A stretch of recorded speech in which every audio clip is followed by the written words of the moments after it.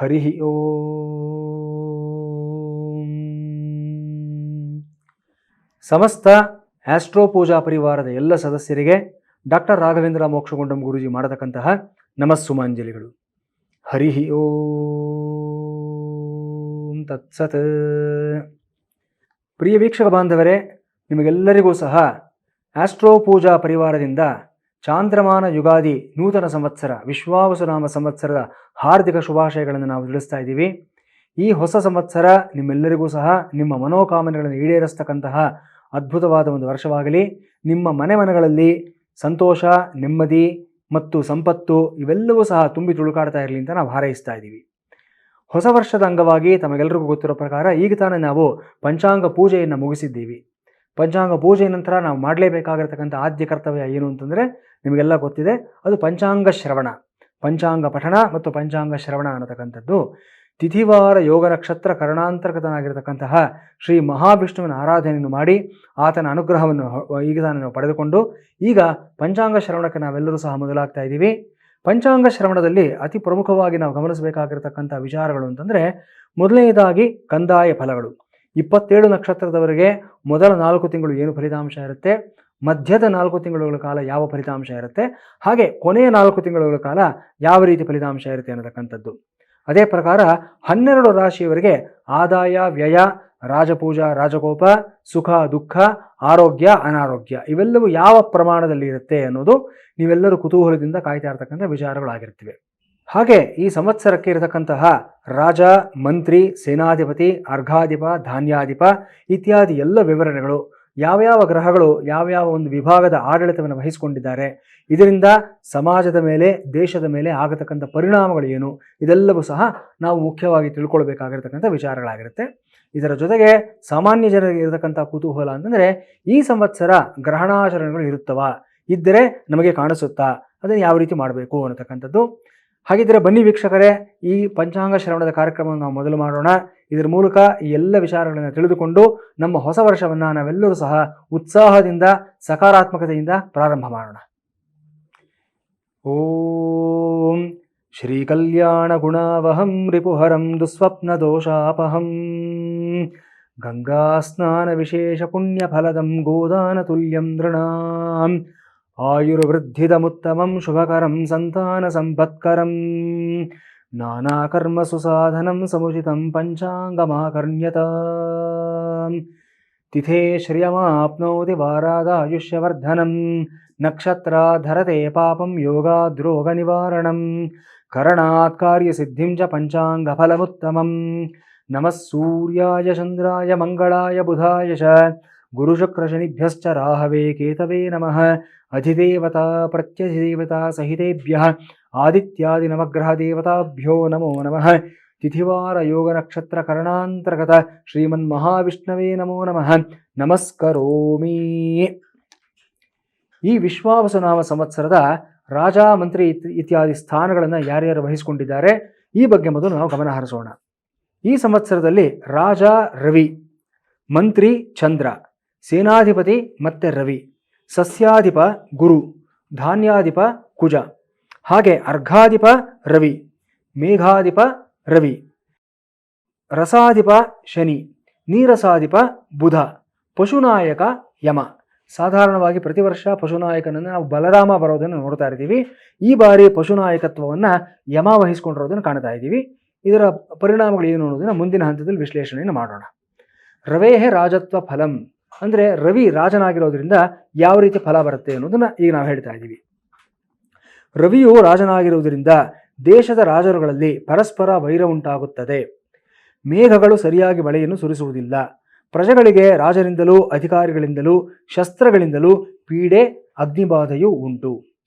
ಸೂರ್ಯ ಪಾಪಗ್ರಹ ಅಂತ ಹೇಳ್ತೀವಿ, ಕ್ರೂರಗ್ರಹ ಅಂತಲೂ ಸಹ ಹೇಳ್ತೀವಿ.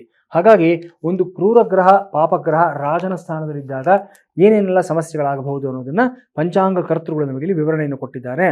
ದೇಶದ ರಾಜರುಗಳಲ್ಲಿ ಪರಸ್ಪರ ವೈರ ಉಂಟಾಗುತ್ತದೆ ಅಂದರೆ ಅಂತರ್ಜಾತೀಯ ಮಟ್ಟದಲ್ಲಿ, ಅಂತಾರಾಷ್ಟ್ರೀಯ ಮಟ್ಟದಲ್ಲಿ ಕಲಹಗಳು ಮತ್ತು ವೈಮನಸ್ಯಗಳು. ಯುದ್ಧ ಅಂತಂದರೆ ನೇರವಾದ ಯುದ್ಧವೇ ಆಗಬೇಕಾಗಿಲ್ಲ. ಇವತ್ತಿನ ಕಾಲಮಾನದಲ್ಲಿ ನಾವು ನೋಡ್ತಾ ಇದ್ದೀವಿ, ನಾವು ಎಕನಾಮಿಕ್ ವಾರ್ ಅನ್ನೋದು ನೋಡ್ತಾ ಇದ್ದೀವಿ, ಬಯೋ ವಾರ್ ಅನ್ನೋದನ್ನು ನೋಡ್ತಾ ಇದ್ದೀವಿ, ಮತ್ತು ಈ ಒಂದು ರಿಲಿಜಿಯಸ್ ವಾರ್, ಕಲ್ಚರಲ್ ವಾರ್ ಅನ್ನತಕ್ಕಂಥ ನೋಡ್ತಾ ಇದ್ದೀವಿ. ಸಾಂಸ್ಕೃತಿಕ ಯುದ್ಧ, ಧಾರ್ಮಿಕ ಯುದ್ಧ, ಜೈವಿಕ ಯುದ್ಧ ಇವೆಲ್ಲವನ್ನು ನೋಡ್ತಾ ಇದ್ದೀವಿ ಇವತ್ತಿನ ದಿವಸ ನಾವು. ಇವೆಲ್ಲವೂ ನಡೆಯುವಂಥ ಸಾಧ್ಯತೆಗಳು ಹೆಚ್ಚಾಗುತ್ತೆ ಅನ್ನೋದನ್ನು ಇಲ್ಲಿ ಪಂಚಾಂಗ ಕರ್ತೃಗಳು ಹೇಳಿದ್ದಾರೆ. ಅವರು ಹೇಳಿರ್ತಕ್ಕಂಥ ವಿಚಾರಗಳನ್ನು ಇವತ್ತಿನ ಕಾಲಕ್ಕೆ ತಕ್ಕನಾಗಿ ನಾವು ಸಮನ್ವಯ ಮಾಡಿ ನೋಡಿಕೊಂಡ್ರೆ ನಮಗೆ ಅದರಲ್ಲಿರ್ತಕ್ಕಂಥ ಸೂಕ್ಷ್ಮಾರ್ಥ ಗೋಚರವಾಗುತ್ತೆ. ಇನ್ನು ಚಂದ್ರಸ್ಯ ಮಂತ್ರಿತ್ವ ಫಲಂ, ಚಂದ್ರ ಮಂತ್ರಿ ಆಗಿರೋದ್ರಿಂದ ಏನು ಫಲಿತಾಂಶಗಳು ಅನ್ನತಕ್ಕಂಥದ್ದು. ಚಂದ್ರನು ಮಂತ್ರಿ ಆಗಿರಲಾಗಿ ಒಳ್ಳೆಯ ಮಳೆಯಾಗುತ್ತದೆ, ಸಸ್ಯಗಳು ಚೆನ್ನಾಗಿ ಫಲಿಸುತ್ತವೆ, ಜನರು ಕ್ಷೇಮವಾಗಿಯೂ ಆರೋಗ್ಯವಾಗಿಯೂ ಇರುತ್ತಾರೆ. ಚಂದ್ರ ಶುಭಗ್ರಹ, ಮನಃಕಾರಕ. ಹಾಗಾಗಿ ಚಂದ್ರ ಯಾವಾಗ ಮಂತ್ರಿಯಾಗಿರ್ತಾನೋ, ಒಬ್ಬ ಮಂತ್ರಿಯಾದವನು ಸದಾಕಾಲ ಪ್ರಜಾದರಣೆ, ಪ್ರಜೆಯನ್ನು ಪಾಲಿಸುವ ವಿಚಾರದಲ್ಲಿ ಸದಾಕಾಲ ಗಮನ ಇಟ್ಕೊಂಡಿರ್ತಾನೆ ಅನ್ನತಕ್ಕಂಥದ್ದನ್ನು ನಾವಿಲ್ಲಿ ಗಮನಿಸ್ತಾ ಇದ್ದೀವಿ.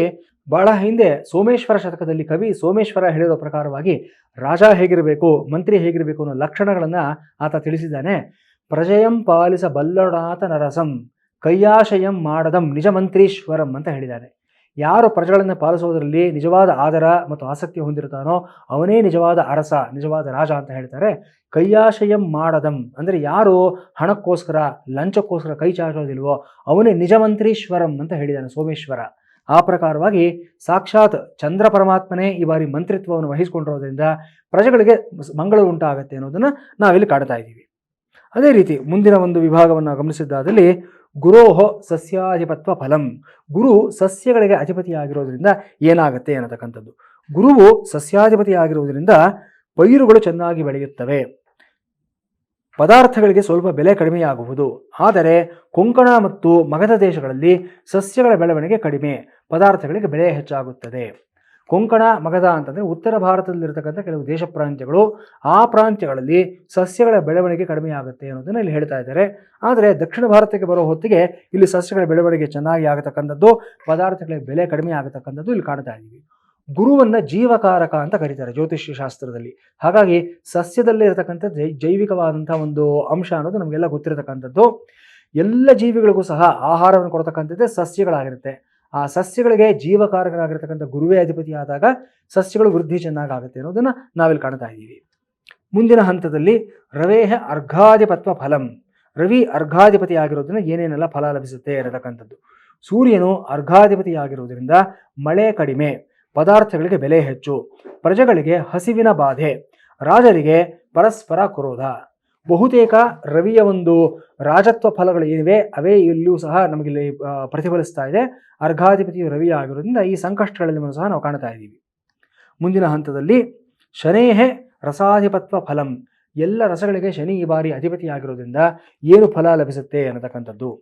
ಶನಿಯು ರಸಾಧಿಪತಿಯಾಗಿರುವುದರಿಂದ ಬೆಳೆ ಕಡಿಮೆ, ರಸಪದಾರ್ಥಗಳು ಕ್ಷೀಣಿಸುತ್ತವೆ, ಜನರಿಗೆ ಅಭಿವೃದ್ಧಿ ಉಂಟಾಗುತ್ತದೆ. ಒಂದು ಕಡೆ ಸಮಸ್ಯೆಗಳನ್ನು ತಂದರೂ ಸಹ ಜನರಿಗೆ ಅಭಿವೃದ್ಧಿಯನ್ನು ಕೊಡ್ತಾನೆ ಶನಿ ಪರಮಾತ್ಮ ಅನ್ನೋದನ್ನು ನಾವಿಲ್ಲಿ ಕಾಣ್ತಾ ಇದ್ದೀವಿ. ಮುಖ್ಯವಾಗಿ ನಿನ್ನೆಯಷ್ಟೇ ಶನಿ ಕುಂಭರಾಶಿಯಿಂದ ಮೀನರಾಶಿಗೆ ಪ್ರವೇಶವನ್ನು ಮಾಡಿದ್ದಾನೆ. ಇದರ ಪರಿಣಾಮ ಬಹಳ ಮಹತ್ತರವಾಗಿರುತ್ತೆ. ಈ ವಿಚಾರಗಳನ್ನು ಹಲವಾರು ದೃಶ್ಯಾವಳಿಗಳಲ್ಲಿ ನಾವು ಮಾಡಿ ಈಗಾಗಲೇ ನಿಮ್ಮೆಲ್ಲರಿಗೂ ತಲುಪಿಸುವಂಥ ಪ್ರಯತ್ನವನ್ನು ಮಾಡಿದ್ದೀವಿ. ಶನಿಯ ಒಂದು ಸಂಚಾರದ ಪ್ರಭಾವ 12 ರಾಶಿಯವರ ಮೇಲೆ ಯಾವ ರೀತಿಯಾಗಿದೆ ಅನ್ನೋದನ್ನು ತಿಳ್ಕೋಬೇಕು ಅಂತಂದರೆ ನಮ್ಮ ಆಸ್ಟ್ರೋ ಪೂಜಾ ಎಲ್ಲ ಒಂದು ಸಾಮಾಜಿಕ ಜಾಲತಾಣಗಳಿರತಕ್ಕಂಥ ದೃಶ್ಯಾವಳಿಗಳನ್ನು ತಾವು ವೀಕ್ಷಿಸಿ ನಿಮ್ಮ ಪ್ರತ್ಯೇಕವಾದ ರಾಶಿಗೆ ಯಾವ ರೀತಿ ಅನ್ವಯ ಆಗುತ್ತೆ ಅನ್ನೋ ವಿಚಾರಗಳನ್ನು ತಾವು ಸಂಪೂರ್ಣವಾಗಿ ತಿಳಿದುಕೊಳ್ಳಬಹುದು. ಇನ್ನು ಮುಂದಿನ ಹಂತದಲ್ಲಿ ನಾವು ಗಮನಿಸಿದ್ದಾದಲ್ಲಿ ಬುಧಸ್ಯ ನೀರಸಾಧಿಪತ್ವ ಫಲಂ, ನೀರಸಗಳಿಗೆ ಬುಧ ಅಧಿಪತಿ ಆಗಿರೋದ್ರಿಂದ ಏನೇನೆಲ್ಲ ಆಗುತ್ತೆ ಅನ್ನತಕ್ಕಂಥದ್ದು. ಬುಧನು ನೀರಸಾಧಿಪತಿ ಆಗಿರುವುದರಿಂದ ಚಿನ್ನ, ಮುತ್ತು, ಶ್ರೀಗಂಧ, ಕರ್ಪೂರ, ಬೆಳ್ಳಿ ಇವು ದುರ್ಲಭವಾಗುತ್ತವೆ. ಕಬ್ಬಿಣ, ಸೀಸ, ತಾಮ್ರ ಇವುಗಳು ಸಮೃದ್ಧಿಯಾಗಿ ದೊರೆಯುತ್ತವೆ. ಬುಧ ವ್ಯಾಪಾರಕಾರಕನಾಗಿರೋದ್ರಿಂದ ಕೆಲವೊಂದು ಪದಾರ್ಥಗಳ ಮೇಲೆ ಆತನ ಪ್ರತಿಕೂಲ ಪರಿಣಾಮ, ಕೆಲವೊಂದು ಪದಾರ್ಥಗಳ ಮೇಲೆ ಸಾನುಕೂಲವಾಗಿರ್ತಕ್ಕಂಥ ಪರಿಣಾಮ ಎರಡನ್ನೂ ಬೀರೋದನ್ನು ನಾವು ನೋಡ್ತಾ ಇದ್ದೀವಿ. ಹೇಗೆ ಒಂದು ವರ್ಷದಲ್ಲಿ ಬಜೆಟ್ ಮಂಡನೆಯನ್ನು ಮಾಡಬೇಕಾದಾಗ ಕೆಲವೊಂದು ಪದಾರ್ಥಗಳಿಗೆ ಬೆಲೆ ಜಾಸ್ತಿ ಆಗೋದು, ಕೆಲವೊಂದಕ್ಕೆ ಕಡಿಮೆ ಮಾಡತಕ್ಕಂಥದ್ದನ್ನು ಈ ಒಂದು ವಾಣಿಜ್ಯ ಮಂತ್ರಿ ಅಥವಾ ಒಂದು ಹಣಕಾಸಿನ ಮಂತ್ರಿ ಯಾರಿರ್ತಾರೆ ಅವರು ನಮಗೆ ತಿಳಿಸ್ಕೊಡ್ತಾರಲ್ಲ, ಅದೇ ಪ್ರಕಾರವಾಗಿ ಸಾಕ್ಷಾತ್ ಬುಧನೇ ಇಲ್ಲಿ ಈ ನೀರಸಗಳಿಗೆ ಅಧಿಪತಿ ಆಗಿರೋದ್ರಿಂದ ಈ ಫಲಿತಾಂಶಗಳು ಆಗುತ್ತೆ ಅನ್ನೋದನ್ನು ನಾವು ಕಾಣ್ತಾ ಇದ್ದೀವಿ. ಮುಂದಿನ ಹಂತದಲ್ಲಿ ಯಮನು ಪಶುನಾಯಕತ್ವರಾಗಿರೋದ್ರಿಂದ ಆಗತಕ್ಕಂಥ ಫಲಗಳು. ಯಮನು ಪಶುನಾಯಕನಾಗಿರುವುದರಿಂದ ಪದಾರ್ಥಗಳಿಗೆ ಬೆಲೆ ಹೆಚ್ಚು, ಪಶುಗಳಿಗೆ ಮೇವಿನ ಕೊರತೆಯಿಂದ ಸ್ವಲ್ಪ ಹಾಲು ಕೊಡುತ್ತದೆ, ಪಶುಗಳಿಗೆ ಪೀಡೆ ಹೆಚ್ಚು. ಪ್ರಾಣಿ ಪಕ್ಷಿಗಳಿಗೆ ಹೆಚ್ಚಿನ ನೋವು, ಹೆಚ್ಚಿನ ಸಮಸ್ಯೆ ಆಗತಕ್ಕಂಥದ್ದನ್ನು ನಾವಿಲ್ಲಿ ಕಾಣ್ತಾ ಇದ್ದೀವಿ. ಯಾಕಂದರೆ ಯಮ ಅಂತಂದರೆ ನಮಗೆಲ್ಲರಿಗೂ ಗೊತ್ತಿರತಕ್ಕಂಥದ್ದು ಮರಣಶಾಸನವನ್ನು ಬರೆಯತಕ್ಕಂಥ ಒಂದು ದೇವತೆ ಆಗಿರೋದ್ರಿಂದ ಪ್ರಾಣಿಗಳಲ್ಲಿ ಪ್ರಾಣಿಗಳಿಗೆ ಆಗ್ತಕ್ಕಂಥ ಸಮಸ್ಯೆಗಳಿಗೆ ಇವನೂ ಕಾರಕನಾಗ್ತಾನೆ. ಈತನ ಒಂದು ಪಶುನಾಯಕತ್ವವು ಸಹ ನೇರವಾಗಿ ಇಲ್ಲಿ ಪರಿಣಾಮ ಬೀರುತ್ತೆ ಅನ್ನೋದನ್ನು ನಾವಿಲ್ಲಿ ಕಾಣ್ತಾ ಇದ್ದೀವಿ. ಇನ್ನು ಉಪನಾಯಕರ ವಿಚಾರ ನಾವು ನೋಡಿದ್ದಾದಲ್ಲಿ ರವಿ ಆಜ್ಞಾಧಿಪ, ಯುದ್ಧಾಧಿಪ, ಸರ್ಪಾಧಿಪ, ರತ್ನಾಧಿಪ, ಅಶ್ವಾಧಿಪ, ಸ್ತ್ರೀಣಾಮಧಿಪ, ಗಜಾಧಿಪ, ಛಾಗಾಧಿಪ. ಚಂದ್ರ ಅಪರಸಸ್ಯಾಧಿಪ, ಕುಜ ಪಶ್ಚಾದ್ಧಾನ್ಯಾಧಿಪ, ಮೃಗಾಧಿಪ, ವೃಷಭಾಧಿಪ, ಗವಾಮಧಿಪ.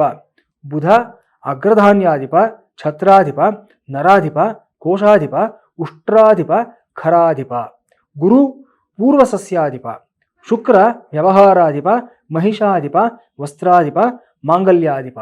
ಶನಿ ವ್ಯಾಪಾರಾಧಿಪ, ಧನಾಧಿಪ, ತೃಣಾಧಿಪ. ಇದಿಷ್ಟು ಸಹ ಉಪನಾಯಕತ್ವದ ವಿವರಗಳು. ಇವುಗಳನ್ನು ಮತ್ತೊಂದು ದೃಶ್ಯಾವಳಿಯಲ್ಲಿ ನಿಮಗೆ ಇನ್ನಷ್ಟು ವಿಸ್ತಾರವಾಗಿ ನಾವು ತಿಳಿಸ್ಕೊಡ್ತೀವಿ. ಈಗ ಮುಂದಿನ ಹಂತದಲ್ಲಿ ತಾವೆಲ್ಲರೂ ಸಹ ನಿರೀಕ್ಷೆ ಮಾಡ್ತಾ ಇರತಕ್ಕಂಥದ್ದು ಅಂತಂದರೆ ಕಂದಾಯ ಫಲಗಳು. ಪ್ರತಿ ನಕ್ಷತ್ರದವರಿಗೆ ಕಂದಾಯ ಫಲಗಳು ಯಾವ ಪ್ರಕಾರ ಇರುತ್ತೆ ಅನ್ನೋದ್ರ ಬಗ್ಗೆ ಈಗ ನಾವು ಗಮನ ಹರಿಸೋಣ. ಮೊದಲನೇದಾಗಿ ಕಂದಾಯ ಫಲಗಳು ಏನು, ಆ ಸಂಖ್ಯೆಗಳು ಅಂದರೆ ಏನು, ಅದರ ಒಂದು ಸಂಕೇತ ಏನು ಅನ್ನೋದನ್ನು ತಿಳ್ಕೊಳ್ಳೋಣ. ಪಂಚಾಂಗ ಕರ್ತೃಗಳು ಹೇಳಿರೋ ಪ್ರಕಾರವಾಗಿ ಕಂದಾಯದ ಸಂಖ್ಯೆಯು ಹೆಚ್ಚಿದಷ್ಟು ಫಲ ಹೆಚ್ಚು, ಬೆಸನಾದರೆ ದ್ರವ್ಯ ಲಾಭ, ಸಮನಾದರೆ ಮಧ್ಯಮ. ಅಂದರೆ ಈವನ್ ನಂಬರ್ಸ್ ಬಂದಿದ್ದಾದಲ್ಲಿ ನಿಮಗೆ ಒಂದು ಮಧ್ಯಮ ಹಂತದ ಒಂದು ಫಲ ಲಭಿಸುತ್ತೆ ಅನ್ನತಕ್ಕಂಥದ್ದು. ಆಡ್ ನಂಬರ್ಸ್ ಬಂದಿದ್ದಾದಲ್ಲಿ ಹೆಚ್ಚಿನ ಫಲ ಲಭಿಸುತ್ತೆ ಅನ್ನೋದು ಇಲ್ಲಿ ತಿಳ್ಕೊಬೇಕಾದಂಥ ವಿಚಾರ ಆಗಿರುತ್ತೆ. ಸೊನ್ನೆಯಾದರೆ ನಿಷ್ಫಲ. ಮೊದಲನೆಯ ಕಂದಾಯವು ಸೊನ್ನೆಯಾದರೆ ರೋಗ ಭಯ, ಎರಡನೆಯದು ಸೊನ್ನೆಯಾದರೆ ಮಹಾಭಯ, ಮೂರನೆಯದು ಸೊನ್ನೆಯಾದರೆ ಧನಹಾನಿ, 3 ಸೊನ್ನೆಯಾದರೆ ಮಹಾ ಕಷ್ಟ. ಮೊದಲನೆಯ ಕಂದಾಯವು ಚೈತ್ರಾದಿ 4 ತಿಂಗಳು, ಎರಡನೇ ಕಂದಾಯವು ಶ್ರಾವಣ ಮೊದಲು 4 ತಿಂಗಳು, ಮೂರನೇ ಕಂದಾಯವು ಮಾರ್ಗಶಿರ ಮೊದಲು 4 ತಿಂಗಳು ಫಲವನ್ನು ಕೊಡುತ್ತವೆ. ಇದಿಷ್ಟು ಕಂದಾಯದ ವಿಚಾರ. ಈಗ ಪ್ರತ್ಯೇಕವಾದ ನಕ್ಷತ್ರಗಳಿಗೆ ಏನು ಫಲಿತಾಂಶ ಹೇಳಿದ್ದಾರೆ ಪಂಚಾಂಗ ಕರ್ತೃಗಳು ಅನ್ನೋದ್ರ ಬಗ್ಗೆ ಗಮನ ಹರಿಸೋಣ. ಕಂದಾಯ ಫಲಗಳು: ಅಶ್ವಿನಿ ನಕ್ಷತ್ರ 3, 0, 1, ಭರಣಿ ನಕ್ಷತ್ರ 6, 1, 4, ಕೃತ್ತಿಕಾ ನಕ್ಷತ್ರ 1, 2, 2, ರೋಹಿಣಿ ನಕ್ಷತ್ರ 4, 0, 0, ಮೃಗಶಿರ ನಕ್ಷತ್ರ 7, 1, 3, ಆರ್ದ್ರ ನಕ್ಷತ್ರ 2, 2, 1, ಪುನರ್ವಸು ನಕ್ಷತ್ರ 5, 0, 4, ಪುಷ್ಯಮಿ ನಕ್ಷತ್ರ 0, 1, 2, ಆಶ್ಲೇಷ ನಕ್ಷತ್ರ 3, 2, 0, ಮಖಾ ನಕ್ಷತ್ರ 6, 0, 3, ಪೂರ್ವ ಫಲ್ಗುಣಿ ಅಥವಾ ಪುಬ್ಬ ನಕ್ಷತ್ರ 1, 1, 1, ಉತ್ತರಾ ಫಲ್ಗುಣಿ ನಕ್ಷತ್ರ 4, 2, 4, ಹಸ್ತ ನಕ್ಷತ್ರ 7, 0, 2, ಚಿತ್ತಾ ನಕ್ಷತ್ರ 2, 1, 0, ಸ್ವಾತಿ ನಕ್ಷತ್ರ 5, 2, 3, ವಿಶಾಖ ನಕ್ಷತ್ರ 0, 0, 1, ಅನುರಾಧ ನಕ್ಷತ್ರ 3, 1, 4, ಜ್ಯೇಷ್ಠ ನಕ್ಷತ್ರ 6, 2, 2, ಮೂಲ ನಕ್ಷತ್ರ 1, 0, 0, ಪೂರ್ವಾಷಾಢ ನಕ್ಷತ್ರ 4, 1, 3, ಉತ್ತರಾಷಾಢ ನಕ್ಷತ್ರ 7, 2, 1, ಶ್ರವಣ ನಕ್ಷತ್ರ 2, 0, 4, ಧನಿಷ್ಠ ನಕ್ಷತ್ರ 5, 1, 2, ಶತಭಿಷ ನಕ್ಷತ್ರ 0, 2, 0, ಪೂರ್ವಭಾದ್ರ ನಕ್ಷತ್ರ 3, 0, 3, ಉತ್ತರಾಭಾದ್ರ ನಕ್ಷತ್ರ 6, 1, 1, ಕೊನೆಯದಾಗಿ ರೇವತಿ ನಕ್ಷತ್ರ 1, 2, 4. ವೀಕ್ಷಕರೇ, ಇದಿಷ್ಟು ಕಂದಾಯ ಫಲದ ವಿಚಾರಗಳಾಗಿರುತ್ತವೆ. ಈ ಬಾರಿ ಸುಮಾರು 3 ಅಥವಾ 4 ರಾಶಿಯವರಿಗೆ 2 ಸೊನ್ನೆಗಳು ಬಂದಿರುವಂಥದ್ದು ಗಮನಿಸ್ಕೋಬೇಕಾಗಿರ್ತಕ್ಕಂಥ ವಿಚಾರ ಆಗಿರುತ್ತೆ. ಆಯಾ ರಾಶಿನವರು ಸೂಕ್ತವಾದ ಪರಿಹಾರ ಕ್ರಮಗಳನ್ನು ನಿಮ್ಮ ಕುಲಗುರುಗಳು, ಕುಲಪುರೋಹಿತರು, ಕುಲ ಜ್ಯೋತಿಷಿಗಳು ಅಥವಾ ನಿಮ್ಮ ನಂಬಿಕೆಯ ಗುರುಗಳು ಯಾರಿರ್ತಾರೆ ಅವರ ಮುಖಾಂತರ ನೀವು ಕೇಳಿ ಆ ಪರಿಹಾರ ಕ್ರಮಗಳನ್ನು ಅನುಸರಿಸಿ ನೀವು ಬೇಕಾಗಿರ್ತಕ್ಕಂಥ ಮುಂಜಾಗ್ರತೆಗಳನ್ನು ತೆಗೆದುಕೊಂಡಿದ್ದಾದಲ್ಲಿ ನಿಶ್ಚಯವಾಗಿ ಸ್ವಲ್ಪವಾದರೂ ಸಹ ಈ ಸಮಸ್ಯೆಯಿಂದ ಹೊರಗಡೆ ಬರೋದಕ್ಕೆ ನಿಮಗೆ ಅನುಕೂಲ ಆಗುತ್ತೆ ಅಂತ ಇಲ್ಲಿ ತಿಳಿಸ್ಕೊಡ್ತಾ ಇದ್ದೀವಿ. ಮುಂದಿನ ಹಂತದಲ್ಲಿ ನಾವು ಗಮನಿಸ್ತಕ್ಕಂಥ ವಿಚಾರಗಳು ಯಾವುದು ಅಂದರೆ ಆದಾಯ ವ್ಯಯಾದಿಗಳು. 12 ರಾಶಿಯವರಿಗೆ ಯಾವ ರೀತಿ ಆದಾಯ ವ್ಯಯ ಇವೆಲ್ಲ ಇರುತ್ತೆ ಅನ್ನತಕ್ಕಂಥದ್ದು ನೋಡೋಣ. ಮೇಷರಾಶಿ, ವೃಶ್ಚಿಕ ರಾಶಿಯವರಿಗೆ ಆದಾಯ 2 ಪಟ್ಟು, ವ್ಯಯ 14 ಪಟ್ಟು. 2 ರೂಪಾಯಿ ನೀವು ಸಂಪಾದನೆ ಮಾಡಿದ್ರೆ 14 ರೂಪಾಯಿ ಖರ್ಚು ಮಾಡ್ತೀರಾ. ಜಾಗ್ರತೆಯಿಂದ ಇರಬೇಕು ಈ ವರ್ಷದಲ್ಲಿ ನೀವು. ಆರೋಗ್ಯ 3, ಅನಾರೋಗ್ಯ 0, ರಾಜಪೂಜೆ 5, ರಾಜಕೋಪ 6. ರಾಜಪೂಜೆ ಅಂದರೆ ಮರ್ಯಾದೆ, ರಾಜಕೋಪ ಅಂತಂದರೆ ಅವಮರ್ಯಾದೆ. ಅಲ್ಲಿಗೆ 5 ಬಾರಿ ಮರ್ಯಾದೆ ಸಿಕ್ಕಿದ್ರೆ, ನಿಮಗೆ ಗೌರವ ಸಿಕ್ಕಿದ್ರೆ 6 ಬಾರಿ ಅವಮರ್ಯಾದೆ ಆಗ್ತಕ್ಕಂಥ ಸಾಧ್ಯತೆಗಳಿರುತ್ತೆ. ಎಚ್ಚರಿಕೆಯಿಂದ ಇರಬೇಕು. ಎಲ್ಲರೂ ನಮ್ಮವರೇ ಅನ್ನೋ ಒಂದು ನಂಬುವಂಥ ಒಂದು ಭಾವನೆಯನ್ನು ಮೊದಲು ನೀವು ಅದನ್ನು ಬಿಡಬೇಕಾಗಿರ್ತಕ್ಕಂಥ ವಿಚಾರ ಆಗಿರುತ್ತೆ. ಸುಖ 3 ದುಃಖ 3, ಏರುಪೇರಿಲ್ಲ, ಸಮಾನಾಂತರವಾಗಿ ನಡ್ಕೊಂಡು ಹೋಗುತ್ತೆ. ಇನ್ನು ವೃಷಭ ಮತ್ತು ತುಲಾ ರಾಶಿಯವರಿಗೆ ಆದಾಯ 11, ವ್ಯಯ 5. ಹಳೆಯ ಸಾಲಗಳನ್ನೆಲ್ಲ ತೀರಿಸ್ಕೊಳ್ತಕ್ಕಂಥ ಸಮಯ. ಒಂದಷ್ಟು ಸ್ವಲ್ಪ ದುಡ್ಡನ್ನು ಕೂಡಿಟ್ಕೊಂಡು ಬ್ಯಾಂಕ್ ಬ್ಯಾಲೆನ್ಸ್ನ ಬೆಳೆಸ್ಕೊಳ್ತಕ್ಕಂಥ ಒಳ್ಳೆಯ ಸಮಯ. ಜಾಗ್ರತೆಯಿಂದ ದುಡ್ಡು ಮಾಡಿಕೊಳ್ಳಿ ಈ ವರ್ಷದಲ್ಲಿ. ಆರೋಗ್ಯ 0, ಅನಾರೋಗ್ಯ 4. ದುಡ್ಡು ಮಾಡೋದ್ರಲ್ಲೇ ಗಮನ ಕೊಟ್ಟರೆ ಆರೋಗ್ಯ ತಾನೇ ತಾನಾಗಿ ಹಾಳಾಗುತ್ತೆ. 11 ಆದಾಯ ಬಂದು 5 ವ್ಯಯ ಬಂದಾಗ ಎಷ್ಟು ಕಷ್ಟಪಡ್ತೀರಾ ನೀವು ಅನ್ನೋದು ನೀವೇ ಗಮನದಲ್ಲಿ ಇಟ್ಕೊಳ್ಳಿ. ದುಡ್ಡು ಸುಮ್ಮನೆ ಬರೋದಿಲ್ಲ. ಕಷ್ಟಪಟ್ಟು ಸಂಪಾದನೆಯನ್ನು ಮಾಡಿದಾಗ ನಿಮ್ಮ ಆರೋಗ್ಯದ ಬಗ್ಗೆ ನೀವು ಗಮನವನ್ನು ಬಿಡ್ತೀರಾ. ಹಾಗಾಗಿ ಆರೋಗ್ಯ 0, ಅನಾರೋಗ್ಯ 4 ಅಂತ ಹೇಳಿದ್ದಾರೆ. ಜಾಗ್ರತೆ ಇರಿ. ನೀವು ದುಡಿಯತಕ್ಕಂಥದ್ದು, ನೀವು ಗಳಿಸ್ಕೊಳ್ತಕ್ಕಂಥದ್ದನ್ನ ನೀವು ಅದನ್ನು ಸಂತೃಪ್ತಿಯಿಂದ ನೀವು ಅನುಭವಿಸಬೇಕು. ಅದಲ್ಲದೆ ಸುಮ್ಮನೆ ಕೂಡಿಟ್ರೆ ಕೊಟ್ಟಿದ್ದು ತನಗೆ ಬಚ್ಚಿಟ್ಟಿದ್ದು ಪರರಿಗೆ ಅಂತ ದೊಡ್ಡವರು ಹೇಳಿರೋ ಪ್ರಕಾರವಾಗಿ ಯಾರ್ದೋ ಹೋಗುತ್ತೆ, ನೀವು ಸುಮ್ಮನೆ ಕಷ್ಟಪಡ್ತಾ ಇರ್ತೀರಾ, ನಿಮ್ಮ ಆರೋಗ್ಯ ಹಾಳು ಮಾಡ್ಕೊಳ್ತಾ ಇರ್ತೀರಾ. ಜಾಗ್ರತೆಯಿಂದ ಇರಿ ವೃಷಭ ರಾಶಿ ಮತ್ತು ತುಲಾರಾಶಿ ಇವರಿಬ್ಬರೂ ಸಹ. ಇನ್ನು ಮುಂದಿನ ಹಂತದಲ್ಲಿ ನಿಮಗೆ ರಾಜಪೂಜೆ 4, ರಾಜಕೋಪ 2, ಪರವಾಗಿಲ್ಲ. ಸುಖ 6, ದುಃಖ 3, ಇವೆಲ್ಲವೂ ಸಹ ನೆಮ್ಮದಿಯಾಗಿದೆ, ನಿಮಗೆ ಸಮಸ್ಯೆ ಇಲ್ಲ. ಮಿಥುನ ರಾಶಿ ಮತ್ತು ಕನ್ಯಾ ರಾಶಿಯವರಿಗೆ ಆದಾಯ 14, ವ್ಯಯ 2, ಒಳ್ಳೆ ಆದಾಯ ಆಗ್ತಕ್ಕಂಥ ಒಂದು ವರ್ಷ ಇದಾಗಿರುತ್ತೆ ನಿಮಗೆ. ಇನ್ನು ಆರೋಗ್ಯ ಅನಾರೋಗ್ಯ ನೋಡಿದಾದಲ್ಲಿ 2 ಆರೋಗ್ಯ, ಅನಾರೋಗ್ಯ 5. ಅದೇ ಪ್ರಕಾರವಾಗಿ ಒಂದಕ್ಕೆ ನಾವು ಕಷ್ಟಪಟ್ಟಿದ್ದಾದಲ್ಲಿ ಮತ್ತೊಂದನ್ನು ಕಳ್ಕೊಳ್ತೀವಿ. ಇದರ ಬಗ್ಗೆ ಜಾಗ್ರತೆ ಇರಬೇಕು. ರಾಜಪೂಜೆ 1, ರಾಜಕೋಪ 2, ಸುಖ 6, ದುಃಖ 3. ಕರ್ಕಾಟಕ ರಾಶಿನವರಿಗೆ 14 ಆದಾಯ, ವ್ಯಯ 8, ಆರೋಗ್ಯ 6, ಅನಾರೋಗ್ಯ 5. ರಾಜಪೂಜೆ 6, ರಾಜಕೋಪ 3, ಸುಖ 3, ದುಃಖ 3. ಸಿಂಹರಾಶಿವರೆಗೆ ಆದಾಯ 11, ವ್ಯಯ ಕೂಡ 11 ಇರುತ್ತೆ. ಆರೋಗ್ಯ 4, ಅನಾರೋಗ್ಯ ಕೂಡ 4 ಇರುತ್ತೆ. ರಾಜಪೂಜೆ 2, ರಾಜಕೋಪ 6, ಸುಖ 3, ದುಃಖ 3. ಧನುಸ್ಸು ಮತ್ತು ಮೀನರಾಶಿವರೆಗೆ ಆದಾಯ 5, ವ್ಯಯ 5. ಇನ್ನು ಆರೋಗ್ಯ 1, ಅನಾರೋಗ್ಯ ಕೂಡ 1. ರಾಜಪೂಜೆ 4, ರಾಜಕೋಪ 2, ಸುಖ 6, ದುಃಖ 3. ಕೊನೆಯದಾಗಿ ಮಕರ ಮತ್ತು ಕುಂಭರಾಶಿಯವರಿಗೆ ಆದಾಯ 8, ವ್ಯಯ 14. ಖರ್ಚಿನ ಬಗ್ಗೆ ಸ್ವಲ್ಪ ಗಮನ ಇರಬೇಕಾಗಿರತಕ್ಕಂಥ ವರ್ಷ ಇದಾಗಿರುತ್ತೆ. ಆರೋಗ್ಯ 2, ಅನಾರೋಗ್ಯ 3. ಆರೋಗ್ಯದಲ್ಲೂ ಏರುಪೇರಾಗುವ ಸಾಧ್ಯತೆ ಇರುತ್ತೆ. ಜಾಗ್ರತೆಯಿಂದ ಇರಬೇಕು. ಅತಿಯಾಗಿ ಶ್ರಮವನ್ನು ಹಾಕೋದನ್ನು, ಅತಿಯಾಗಿ ಕಷ್ಟಪಡೋದನ್ನು ಈ ವರ್ಷ ಸ್ವಲ್ಪ ನೀವು ಬಿಡಬೇಕಾಗಿರ್ತಕ್ಕಂಥ ಒಂದು ಸಂದರ್ಭ ಆಗಿರುತ್ತೆ. ರಾಜಪೂಜೆ 5, ರಾಜಕೋಪ 6, ಸುಖ 3, ದುಃಖ 3. ಇದಿಷ್ಟು 12 ರಾಶಿಯವರಿಗೆ ಸಂಬಂಧಪಟ್ಟಿರತಕ್ಕಂಥ ಆದಾಯ ವ್ಯಯಾದಿ ವಿಚಾರಗಳು ಆಗಿರುತ್ತವೆ. ಮುಂದಿನ ಹಂತದಲ್ಲಿ ನಮ್ಮ ಎಲ್ಲ ವೀಕ್ಷಕರು ಗಮನಿಸ್ತಾ ಇರತಕ್ಕಂಥ ವಿಚಾರ ಯಾವುದು ಅಂತಂದರೆ ಗ್ರಹಣ ವಿಚಾರಗಳು. ಈ ವಿಶ್ವಾವಸು ಸಂವತ್ಸರದಲ್ಲಿ ಯಾವ ಗ್ರಹಣಗಳು ಬರುತ್ತವೆ, ನಮಗೆ ಕಾಣಿಸುತ್ತವಾ, ಆಚರಣೆ ಮಾಡಬೇಕಾ ಮಾಡಬಾರ್ದಾ ಅನ್ನತಕ್ಕಂಥದ್ದು. ಈ ವರ್ಷ ಸಂಭವಿಸುವ ಗ್ರಹಣಗಳು ತಾರೀಕು 7-9-2025 ಭಾನುವಾರ ಭಾದ್ರಪದ ಶುಕ್ಲ ಪೌರ್ಣಮಿಯ ದಿನ ಸಂಭವಿಸುವ ಚಂದ್ರಗ್ರಹಣವು ಭಾರತ ದೇಶಕ್ಕೆ ಕಾಣಿಸುವುದರಿಂದ ಗ್ರಹಣಾಚರಣೆಯುಂಟು. ಇದನ್ನು ನೀವು ಮಾರ್ಕ್ ಮಾಡಿ ಇಟ್ಕೊಳ್ಳಿ. ಅವತ್ತಿನ ದಿವಸ ಭಾದ್ರಪದ ಶುಕ್ಲ ಪೌರ್ಣಮಿಯ ದಿವಸ ಚಂದ್ರಗ್ರಹಣ ಆಗುತ್ತೆ ಅನ್ನತಕ್ಕಂಥದ್ದು. ಅದೇ ಪ್ರಕಾರ ತಾರೀಕು 21 ಸೆಪ್ಟೆಂಬರ್ 2025 ಭಾನುವಾರ ಭಾದ್ರಪದ ಕೃಷ್ಣ ಅಮಾವಾಸ್ಯೆಯ ದಿವಸ ಸಂಭವಿಸುವಂತಹ ಸೂರ್ಯಗ್ರಹಣ ಭಾರತ ದೇಶಕ್ಕೆ ಕಾಣಿಸುವುದಿಲ್ಲವಾದ್ದರಿಂದ ಗ್ರಹಣಾಚರಣೆ ಇಲ್ಲ. ಇದರ ಬಗ್ಗೆ ಚಿಂತೆ ಬೇಕಿಲ್ಲ. ಗ್ರಹಣಗಳಲ್ಲಿ ಚಂದ್ರಗ್ರಹಣ ಸ್ವಲ್ಪ ನಮಗೆ ಸಮಾಧಾನಕರವಾಗಿರುತ್ತೆ. ಸೂರ್ಯಗ್ರಹಣ ಯಾವಾಗಲೂ ಸ್ವಲ್ಪ ನಮಗೆ ಕ್ರೂರವಾಗಿರುತ್ತೆ.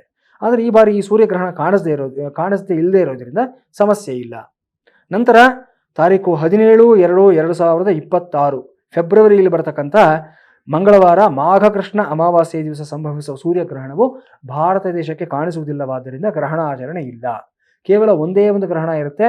ಇದರ ನಂತರ ಬರತಕ್ಕಂಥದ್ದು ಎರಡನೇ ಗ್ರಹಣ ಯಾವುದು ಅಂದರೆ ತಾರೀಕು 3-3-2026 ಮಂಗಳವಾರ ಫಾಲ್ಗುಣ ಶುಕ್ಲ ಪೌರ್ಣಿಮಾ ಸಂಭವಿಸುವ ಗ್ರಸ್ತೋದಯ ಚಂದ್ರಗ್ರಹಣವು ಭಾರತ ದೇಶಕ್ಕೆ ಕಾಣಿಸುವುದರಿಂದ ಗ್ರಹಣಾಚರಣೆಯುಂಟು. ಇದು ಗ್ರಸ್ತೋದಯ ಚಂದ್ರಗ್ರಹಣ ಅಂದರೆ ಪೂರ್ತಿಯಲ್ಲ, ಹಾಗಾಗಿ ಪರಿಣಾಮನೂ ಸಹ ಕಡಿಮೆ ಇರುತ್ತೆ. ಈ ವರ್ಷ ಬರತಕ್ಕಂಥ 4 ಗ್ರಹಣಗಳಲ್ಲಿ 2 ಗ್ರಹಣಗಳು ಕಾಣಿಸುತ್ತವೆ, 2 ಗ್ರಹಣಗಳು ಕಾಣಿಸೋದಿಲ್ಲ. ಇದು ತಾವೆಲ್ಲರೂ ಸಹ ಗಮನಿಸ್ಕೋಬೇಕಾಗಿರತಕ್ಕಂಥ ವಿಚಾರ ಆಗಿರುತ್ತೆ. ಇನ್ನು ಮುಂದಿನ ವಿಚಾರಗಳು ಪ್ರತಿ ರಾಶಿಯ ಒಂದು ಪ್ರತ್ಯೇಕವಾದಂಥ ರಾಶಿ ಭವಿಷ್ಯಗಳು, ನೀವು ಅನುಸರಿಸಬೇಕಾಗಿರ್ತಕ್ಕಂಥ ಒಂದು ಪರಿಹಾರ ಕ್ರಮಗಳು, ಇದೆಲ್ಲವನ್ನ ಪ್ರತ್ಯೇಕವಾದ ದೃಶ್ಯಾವಳಿಯಲ್ಲಿ ಮಾಡಿ ನಾವು ನಿಮ್ಮ ಮುಂದೆ ಸಾದರಪಡಿಸ್ತೀವಿ. ಅದೆಲ್ಲವನ್ನು ವೀಕ್ಷಿಸಿ ನಿರಂತರವಾಗಿ ನಮ್ಮ ಆಸ್ಟ್ರೋ ಪೂಜಾ ಮತ್ತು ನಮ್ಮ ಪ್ಯೂರ್ ಪ್ರೇಯರ್ ವಾಹಿನಿಗಳನ್ನು ವೀಕ್ಷಿಸ್ತಾ ಇರಿ. ನಿಮ್ಮ ಜ್ಯೋತಿಷ್ಯ ಧಾರ್ಮಿಕ ವಿಚಾರಗಳಿಗೆ ಸಂಬಂಧಪಟ್ಟಂತೆ ಎಲ್ಲ ಸಲಹೆಗಳಿಗೆ ಇಲ್ಲಿ ನಿವಾರಣೆ ಸಿಗುತ್ತೆ ಅಂತ ಹೇಳ್ತಾ ಮತ್ತೊಮ್ಮೆ ತಮ್ಮೆಲ್ಲರಿಗೂ ಸಹ ವಿಶ್ವಾವಸುನಾಮ ಸಂವತ್ಸರದ ಹಾರ್ದಿಕ ಶುಭಾಶಯಗಳು. ಭಗವಂತ ಎಲ್ಲರಿಗೂ ಸಹ ಸನ್ಮಂಗಳವನ್ನು ಉಂಟು ಮಾಡಲಿ. ಭದ್ರಂ ಕಲ್ಯಾಣಂ ಮಂಗಳಂ ಶಿವಂ ಶುಭಂ ಶೋಭನಂ.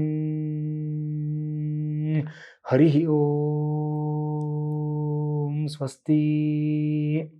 ಈಗ ಕಟ್ಟಕಡೆಯದಾಗಿ ಬೇವು ಬೆಲ್ಲದ ಪ್ರಾಶನ ಮಾಡತಕ್ಕಂಥ ಸಮಯ. ಭಗವಂತನಿಗೆ ನಿವೇದನೆ ಮಾಡಿರ್ತಕ್ಕಂಥ ಈ ಬೇವು ಬೆಲ್ಲವನ್ನು ಈಗ ನಾನು ತಮ್ಮೆಲ್ಲರ ಪರವಾಗಿ ಸ್ವೀಕಾರ ಮಾಡ್ತಾ ಇದ್ದೀನಿ. ತಾವುಗಳು ಅಷ್ಟೇ ಈ ಶ್ಲೋಕವನ್ನು ಹೇಳಿ ನಿಮ್ಮ ಮನೆಯಲ್ಲಿ ಬೇವು ಬೆಲ್ಲವನ್ನು ಸಮ ಪ್ರಮಾಣದಲ್ಲಿ ಸ್ವೀಕಾರ ಮಾಡಿ. ಕಹಿ ಸಿಹಿ ಎರಡೂ ಸಹ ನಿಮ್ಮ ಜೀವನದಲ್ಲಿ ಸಮವಾಗಿರಲಿ. ಕಹಿಯನ್ನು ಎದುರಿಸ್ತಕ್ಕಂಥ ಶಕ್ತಿ ಭಗವಂತ ಕೊಡಲಿ. ಸಿಹಿಗೆ ಹಿಗ್ಗದೇ ಇರತಕ್ಕಂಥ ಮನಸ್ಥಿತಿಯನ್ನು ಸಹ ಭಗವಂತ ಕೊಡಲಿ. ಶತಾಯುರ್ವಜ್ರದೇಹಾಯ ಸರ್ವಸಂಪತ್ಕರಾಯ ಚ ಸರ್ವಾರಿಷ್ಟ ವಿನಾಶಾಯ ನಿಂಬಕದಳಭಕ್ಷಣಂ.